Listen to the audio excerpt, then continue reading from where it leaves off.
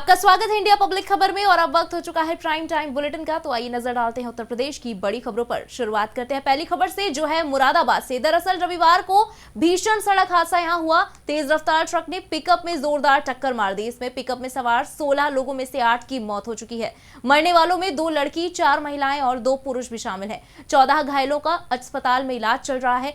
सभी एक ही परिवार से बताए जा रहे हैं। ये घटना भगतपुर थाना क्षेत्र की है। लोगों की चीख पुकार सुनकर आसपास के लोग भी मौके की तरफ दौड़ पड़े। सूचना पर पुलिस भी मौके पर पहुंची। सभी को गाड़ी से किसी तरह बाहर निकाला गया। 4 लोगों की तो मौके पर ही मौत हो चुकी थी, जबकि 4 की इलाज के दौरान मौत हुई। हादसे की सूचना पर एसएसपी ने जिला अस्पताल पहुंचकर घायलों का हालचाल जाना। उस लोग हम जब इधर से गाड़ी आ रही थी डूंगरपुर चौराहे से, करणपुर से कैंटर आ रही थी, वो साइड ले रही थी। इधर से जो गाड़ी जा रही थी वो अपने हाथ पे जा रही थी।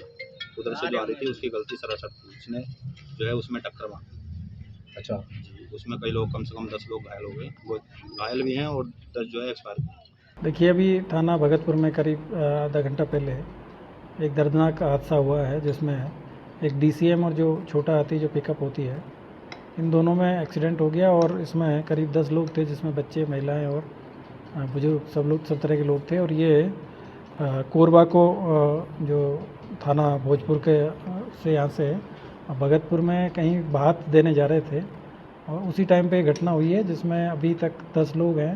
घायलों को हॉस्पिटल लाया गया है, जिसमें से एक बच्चा और 2 महिलाएं हैं, उनको भी इसमें मृत घोषित किया गया है डॉक्टर्स के द्वारा सीएचसी भोजपुर में। और बाकी जो और लोग हैं उनका भी इलाज चल रहा है। कुछ लोगों को भी जिला अस्पताल में रेफर किया गया है। अगली खबर बलिया से है, जहां डिप्टी सीएम ब्रजेश पाठक ने अतीक मुख्तार के खिलाफ हो रही कार्रवाई पर बयान देते हुए कहा कि बीजेपी ने 2017 में यूपी में भयमुक्त समाज का वादा किया था और हर स्थिति में हम यूपी में कानून के राज को मेंटेन करेंगे।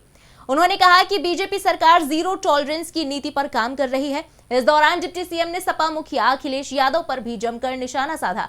उन्होंने कहा कि सपा के पास जनता के बीच जाने के लिए कोई काम ही नहीं है। उन्होंने हमेशा गुंडों, लफंगों को अपना आशीर्वाद दिया है और जनता ने सपा को पूरी तरह नकार दिया है। डिप्टी सीएम ने दावा किया कि बीजेपी की नगर निकाय चुनाव में प्रचंड जीत होने वाली है। साफ स्पष्ट हो गया है कि बलिया में संत लाल जी कमल के फूल पर प्रचंड बहुमत से जीत रहे हैं। एक तरफा जीत है और जो विपक्षी दल है उनके पास कहने के लिए कुछ कोई एजेंडा नहीं है। भारतीय जनता पार्टी की आदरणीय मोदी जी की गरीब कल्याण योजना जन जन तक पहुंची है और योगी जी के कानून व्यवस्था को हर व्यक्ति सराहना कर रहा है। मैं भी बलिया के लोगों से आज अपील करके विनती कर रहा हूं कि सब लोग कमल के फूल को खिलाएं और बलिया के चतुर्मुखी विकास में सहायक हैं। अमेठी में यूपी सरकार के मंत्री नंद गोपाल नंदी अमेठी के जायस नगर पालिका पहुंचे और बीजेपी प्रत्याशी बीना सोनकर के पक्ष में उन्होंने व्यापारियों के साथ बैठक की। इस दौरान उन्होंने मोदी और योगी सरकार में हुए विकास कार्यों के साथ सरकार की उपलब्धियां गिनाते हुए बीजेपी प्रत्याशी को जिताने की अपील की। इसका करारा जवाब दें। हम इसकी कड़े शब्दों में निंदा करते, केवल यही कहते थे, लेकिन आपके वोट ने जब 2014 में प्रधानमंत्री नरेंद्र मोदी जी प्रधानमंत्री पद के उम्मीदवार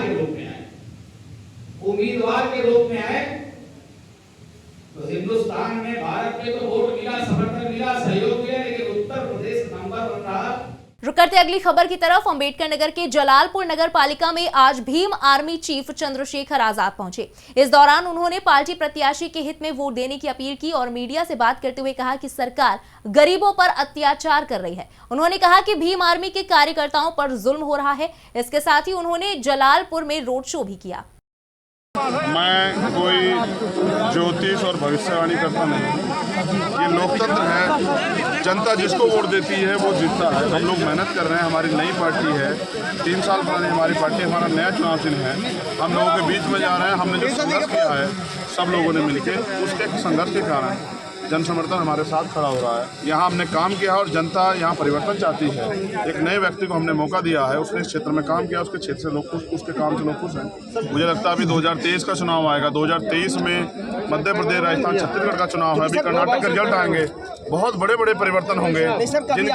जिनके दिमाग आसमान में है, उनके दिमाग जो है आसमान से नीचे आएंगे। वहीं अयोध्या में रिकाबगंज स्थित कमला नेहरू भवन के कांग्रेस पार्टी कार्यालय में कांग्रेस से मेयर प्रत्याशी प्रमिला राजपूत ने प्रेस वार्ता के दौरान अपना घोषणा पत्र जारी किया, जिसमें उन्होंने कहा कि नगर निगम में सम्मिलित 41 गांवों के विकास को प्राथमिकता दी जाएगी और लोगों की बुनियादी सुविधाओं का विकास किया जाएगा। कि जो नगर निगम में गांव शामिल किए गए हैं उसके लिए समुचित व्यवस्था गृह कर, जल क्रय माफ़ करेंगे हम लोग उनका, कि जो पहले से उनके लिए इतना बोझ बना हुआ है। और इस मेयर की कुर्सी पर बैठते ही हम उनका tax, house tax, water tax माफ़ कराएंगे। और आगे के लिए बिजली की समुचित व्यवस्था जो स्ट्रीट लाइट के द्वारा दी जा सकेगी, पानी वहाँ से निकासी का कोई साधन नहीं है, उसके लिए दी जा सके। और जो शहर हमारा पूरा मलबे में तब्दील हो गया है, इस बार निरंकुश शासन आप देख ही रहे हैं जिस तरह का इन लोगों ने किया है, परेशान लोग हो रहे हैं, तो उसके लिए हम लोगों ने ये व्यवस्था बनाई है। लगातार घूम रही है वार्डों में, तो जो उनका अनुभव और जो लोगों के बीच में जाने पे जो उनको देखने को और सुनने को मिला, उसको लेके उन्होंने आज प्रेस वालों से आज उन्होंने अपनी बातें कही। हिमाचल प्रदेश के राज्यपाल शिव प्रताप शुक्ला रविवार को अयोध्या पहुंचे। सबसे पहले उन्होंने हनुमानगढ़ी में मत्था टेका। इसके बाद श्री राम जन्मभूमि परिसर पहुंचे, जहां परिसर में विराजमान रामलला के उन्होंने दर्शन पूजन किए। इस दौरान राज्यपाल की पत्नी जानकी शुक्ल भी उनके साथ रहीं। दोनों परिसर में बन रहे भव्य राम मंदिर निर्माण स्थल का अवलोकन भी किया। बजरंग दल पर प्रतिबंध लगाने की कांग्रेस के बयान पर राज्यपाल ने कहा कि हनुमान जी सबके हैं, बजरंग दल पर प्रतिबंध की बात किसी के लिए भी उचित नहीं है। रामलला के मंदिर के लोकार्पण को लेकर पूरा देश आह्लादित है। प्रधानमंत्री ने राम मंदिर का शिलान्यास किया है, तो प्रधानमंत्री ही राम मंदिर का लोकार्पण भी करें। अयोध्या तो बदलनी उसी दिन से शुरू हो गई थी जिस दिन राम की कृपा हो गई थी श्री नरेंद्र मोदी जी के ऊपर और भारत के प्रधानमंत्री हुए थे, और अयोध्या में आकर के उन्होंने श्री राम मंदिर निर्माण के कार्य का शिलान्यास किया था। उत्तरोत्तर अब अयोध्या बढ़ती ही जाएगी, तो मुझे लगता है कि हम लोग तो हमेशा आते रहे हैं। और इधर राष्ट्रपति जी द्वारा राज्यपाल नियुक्त किए जाने के बाद मैं हिमाचल प्रदेश से इधर नहीं आ पाया था, तो जब चला तो मैंने कहा मैं लखनऊ उतरूंगा और सबसे पहले चल करके अपने इष्ट हनुमान जी का दर्शन करूंगा, फिर राम जन्मभूमि का दर्शन करूंगा, फिर गोरखपुर जाऊंगा। उधर बलिया के आदर्श नगर पंचायत मनियर में बीजेपी प्रत्याशी बुचिया देवी के लिए प्रचार करने पहुंचे घोसी विधानसभा से बीजेपी के पूर्व विधायक विजय राजभर ने कहा कि बीजेपी की सरकार बनने के बाद शहर से लेकर ग्रामीण क्षेत्र के गरीब और असहाय लोगों को सरकार के द्वारा योजनाओं के बारे में जानकारी दी जा रही है। इस मौके पर राजभर समाज के लोगों ने बीजेपी प्रत्याशी के पक्ष में नारेबाजी भी की। देखिए, इस देश में जब ओम प्रकाश राजभर नहीं थे तो भी राजभर समाज था, और सबसे पहली बार अगर राजभर समाज के गौरव को किसी ने बढ़ाया, राजभर समाज के मान सम्मान को किसी ने बढ़ाया, तो उत्तर प्रदेश की सरकार में माननीय जो बाबूजी थे कल्याण सिंह जी, उनकी सरकार में हमारे पूर्व सांसद घोसी से श्री हरिनारायण राजभर जी को पहली बार किसी गांव के गरीब बेटे को, राजभर परिवार के बेटे को इस पूरे हिंदुस्तान में कैबिनेट मंत्री का दर्जा दे करके उस समय सबसे पहली बार मंत्री बना करके राजभर समाज के गौरव को ऊंचा करने का काम किया था। जिस समय ओम प्रकाश राजभर जी हमें लगता है कहीं राजनीति में दूर दूर तक नहीं थे। अंबेडकर नगर में अध्यक्ष पद के उम्मीदवार का मतदाताओं को पैसे बांटते हुए वीडियो सोशल मीडिया पर तेजी से वायरल हो रहा है। जानकारी के मुताबिक प्रत्याशी भीम आर्मी पार्टी का है, जिसका नाम गुड्डू कबाड़ी है। बता दें, ये पूरा मामला नगर पंचायत की छोचा का है। बिजनौर के शहर कोतवाली क्षेत्र के मेरठ रोड स्थित मारुति कंपनी के शाकुंभरी ऑटोमोबाइल की वर्कशॉप में अचानक से आग लग गई। देखते ही देखते इस आग ने विकराल रूप धारण कर लिया और वर्कशॉप में खड़ी 5 गाड़ियों को आग ने अपने आगोश में ले लिया। साथ ही वर्कशॉप में पड़ा स्क्रैप भी जल गया। सूचना पर पहुंची दमकल विभाग की 2 गाड़ियों ने काफी मशक्कत के बाद आग पर काबू पाया। इस आग से लाखों रुपए के सामान जलने का अनुमान है।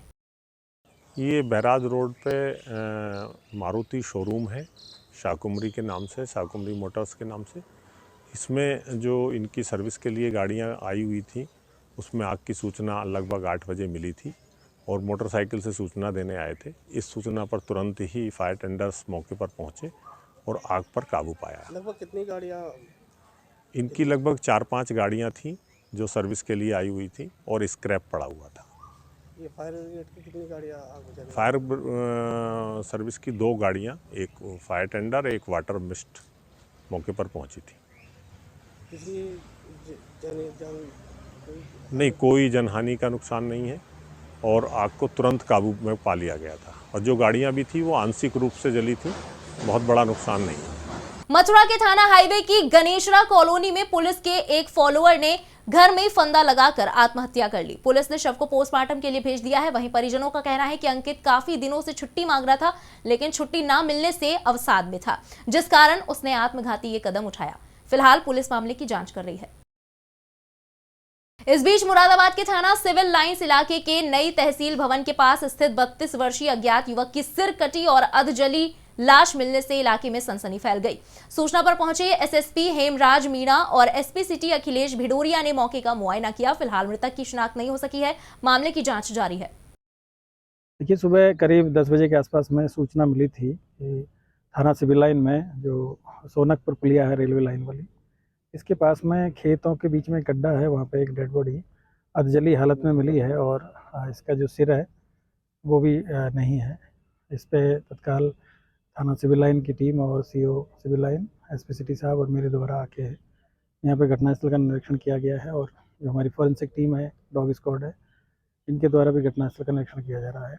लखीमपुर खीरी के राज सदर कोतवाली क्षेत्र के सेठ घाट रोड पर अज्ञात हमलावरों ने एक युवक को गोली मार दी, जिससे वो गंभीर रूप से घायल हो गया।